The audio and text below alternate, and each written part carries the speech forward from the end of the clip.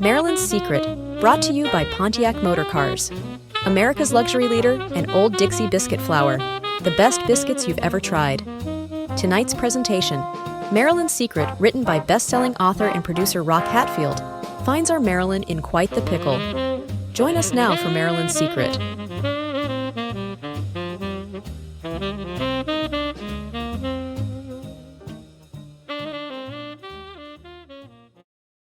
There she is, the little blonde bombshell, he muttered in a thick Brooklyn accent. Love those gams, but that pretty pout of hers just signed her own death warrant. The taller, more brooding partner adjusted his mirrored shades. Don't get poetic, Carmine. We've got a sweep and sanitize order. No need to make this complicated. Carmine snorted derisively. Since when do I make things complicated, Polly?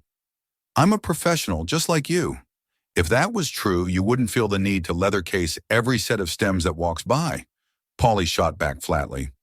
Before Carmine could fire off a rejoinder, the sound of tapping at the driver's side window made them both tense up. A uniformed Las Vegas police officer leaned in with suspicious eyes scanning the sedan's interior. You two mugs know this is a red zone? Let's see some ID and get a wiggle on before I write you up. Polly and Carmine exchanged the barest flicker of micro-expressions, twin serpents weighing their next strike. In one deft motion, the two men flipped open their suit jackets in unison, flashing the unmistakable black steel of .245 caliber semi-automatics aimed directly between the cop's eyes. How's this for some ID, Flatfoot? Paulie sneered as the officer recoiled in sheer terror, fumbling for his own sidearm. Nah, no need for violence, officers. Jay, just doing my job, sirs. Then do it somewhere else. Carmine cut him off coldly.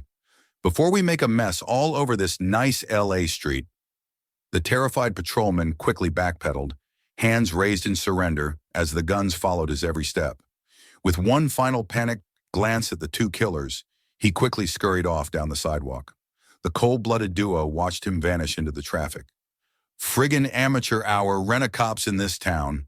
Carmine snorted with an eye roll as he brushed off his black silk jacket and settled back down into the Chrysler's worn leather seat. No respect for the working man's trade. Keep it cool. We got more pressing issues than beating a stray mutt, Paulie cautioned. Our next assignment's one for the record books. Neutralize the threat, burn the evidence, just like always. Carmine nodded, his steely gaze drifting back to the sultry goddess on the soundstage, obliviously playing out her last transcendent moments in the spotlight before their paths would soon intertwine. A cruel grin crept across his face. Yeah, just like always. Meanwhile, miles east under the blistering desert sun, the Kennedy brothers idled poolside at a lush Palm Springs estate. JFK's trademark Ray-Ban shades did little to conceal his visible fatigue and stress. Slow down there, Jack, Bobby cautioned as his elder sibling knocked back yet another scotch on the rocks. We've got Goldwyn and the rest of the fat cats coming around this afternoon for the donor shindig. That's precisely why I need a few stiff ones, Bobby, JFK muttered, his piercing gaze staring out at the desert skyline and shimmering pool, seemingly lost in thought.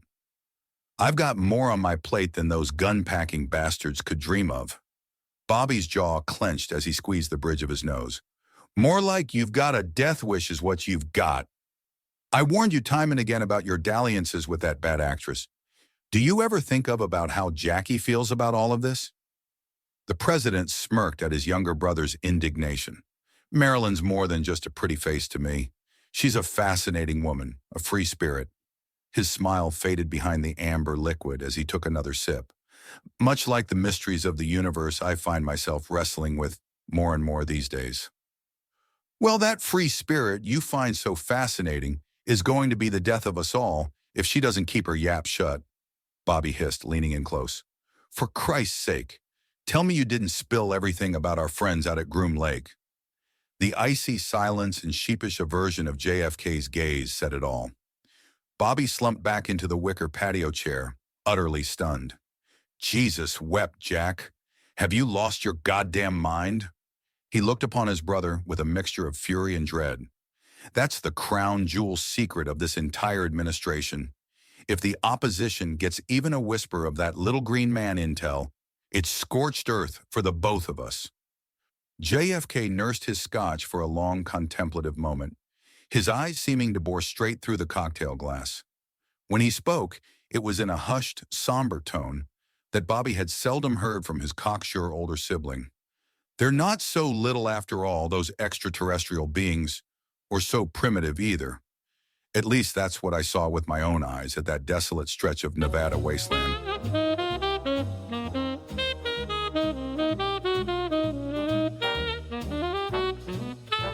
Thank you for joining us for this edition of Marilyn's Secret. Marilyn's Secret has been brought to you by Pontiac Motor Cars, America's luxury leader and Old Dixie biscuit flour, the best biscuits you've ever tried. You can find Marilyn's Secret as a podcast and audiobook, available on many fine platforms. We hope you will join us for the next exciting episode of Marilyn's Secret.